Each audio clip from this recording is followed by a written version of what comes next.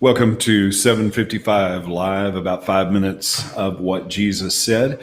You can find a different command of Jesus every day at our weekday Bible plan, or every weekday, that is. Go to bible.today.church. There's some instructions there. Very simple to follow along with. These Jesus says are just soundbite versions of commands and sayings of Jesus, just to help us do what Jesus said. He told us to go make disciples by teaching them to obey all of the commands that I have given you. And so we just try to remind ourselves of that. Today's Jesus said is God's house of prayer is for everyone. This is where Jesus actually kind of turned things upside down in the temple. There are two places in Scripture where we see him entering the temple in Jerusalem and driving out people and knocking over tables. We're going to read not from Matthew 21:13, but from Mark 11:17 today.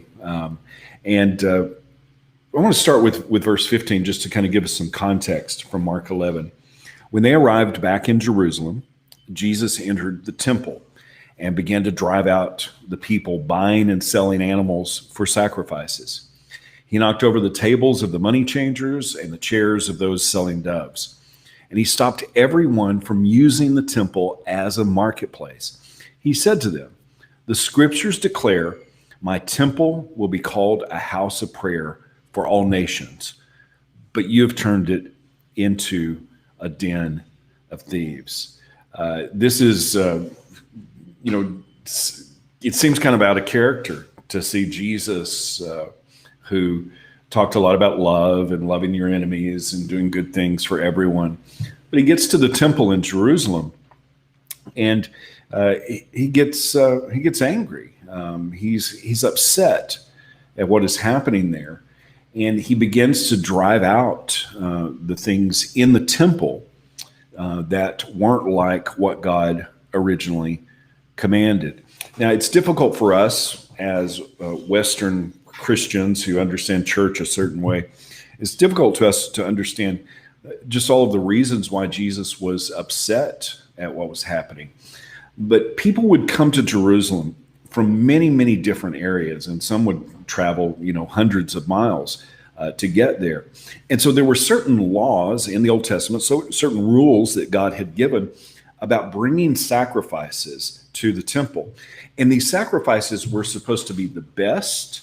They were supposed to be the first, and there were certain rules around that, and there were exceptions to the rules. You could, if the distance was too far to travel, you could sell the animal that you were going to sacrifice, and then go buy an animal at the place where you were going to offer the sacrifice. So there were exceptions to the rules, but the principle behind this was offering the best and the first to God.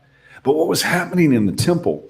This had become a business. In fact, some writers in that time period and scholars today think that part of what was happening was that people would be bringing these animals for sacrifice, and the priests in the system could declare an animal unclean and not ready to be sacrificed, and so they would have to purchase a lamb or a dove on site there. And it became this money-making thing. Well, most people carried the Roman currency, but the temple would only accept Jewish currency. And so there were money changers there, and the priests were actually getting a cut of all of the fees to exchange money. What was supposed to be a sacrifice of the best and the first became a business. And it was all about the profit of those who were being fed by what was being brought into the temple. And Jesus got so upset. He said, the scripture says that my house shall be a house of prayer, and you have turned it into a den of thieves. You have turned it into a marketplace. You've turned it into something that isn't about what the sacrifices are. It's supposed to be a house of prayer for everyone, not a place of exclusion, but a place where people are included. Not a place where it's about convenient sacrifice or about marketing or about money, but it's about giving our best and our first to God. Jesus said that God's house would be a house of prayer for everyone. Is that how we treat God's house, God's temple, our worship experience? Are we bringing the best, or are we just looking for the most convenient way? Jesus said, don't do that. But we should be experiencing a house of prayer for everyone. So how can we put that